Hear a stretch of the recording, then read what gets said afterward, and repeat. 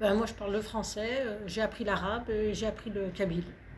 J'ai eu écrit. J'écrivais des poèmes d'amour en me servant de la nature. Oui, et moi, mes poèmes, c'était rythmé, c'est-à-dire, je faisais très attention à le nombre de. C'est vrai que moi, quand j'étais à l'école, j'apprenais facilement les poésies. Qui écrivait, moi. T'écrivais quoi? Ah, pareil, des poèmes, des lettres d'amour. C'est surtout quand je suis déprimée, hein, par contre. Hein. Ah, quand je suis déprimée, je vous sors un livre. Hein. J'ai même commencé un cahier sur le résumé de ma vie.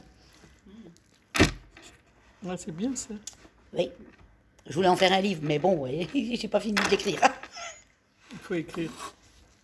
Il faut se rappeler de tout, surtout. Ça fait Après, travailler le... Oui, puis même le fait d'écrire, ça y est, on écrit, on se lance, on se vide, on a Ah l'impression ouais, de, mais moi c'est ça, de hein. parler Moi à quand je quelqu'un. suis partie. Hein, On parle à quelqu'un, on lui raconte, c'est une feuille, mais on lui dit des choses à cette feuille. c'est Et ça. on le dit, on raconte et on écrit.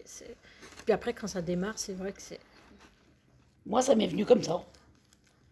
Pour pour avoir des traces de ce qui m'est arrivé quand je serai plus là.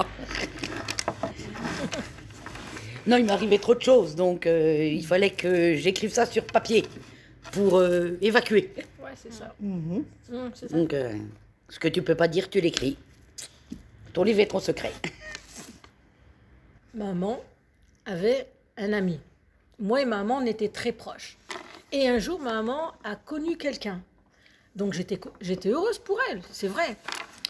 Et donc, pour lui montrer que j'étais heureuse qu'elle ait rencontré quelqu'un, j'ai écrit un poème. Et j'ai appelé ce poème-là « La chaîne et le médaillon ». Pour la personne qui a rencontré maman, pour lui dire que maintenant, la chaîne, c'est toi qui es au bout du médaillon. Je te laisse la chaîne. Moi, je me retire. C'est toi. Mais fais attention à ma chaîne. Et la personne, elle a reçu ce poème. Et il est venu me voir et il en a pleuré. Il a dit t'inquiète, je prendrai soin de la chaîne. Et c'est quand. Mais j'ai trouvé les mots. C'était magnifique. Je te confie mon médaillon.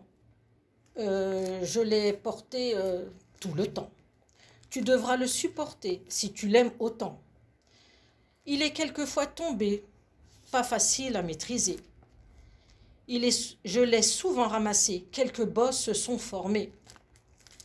J'ai dû les atténuer par des années passées et des mots d'amour accentués. Malgré tout, il m'a enrichi et il m'a changé. Par ses paroles et son vécu très chargé. Mon médaillon, le voilà. Prends-le à bout de bras. Soit la chaîne qui le supportera, sa vie en dépendra. Moi, j'ai épousé quelqu'un. Mon mari, on n'est pas du même pays, Bénin. Moi, je suis originaire du Congo. Mais j'ai plus de vie au Bénin qu'au Congo. Maintenant, j'appelle. J'ai dit, ces filles-là, je ne les ai pas vues. Je les appelle des filles parce qu'elles sont plus jeunes que moi. Hein. Mais j'aurais besoin de vous l'après-midi, lors de l'enterrement de mon mari. Et j'étais là, on vous met dans une salle chez les musulmans, vous êtes mort. Donc, j'ai respecté, j'étais dans un coin et...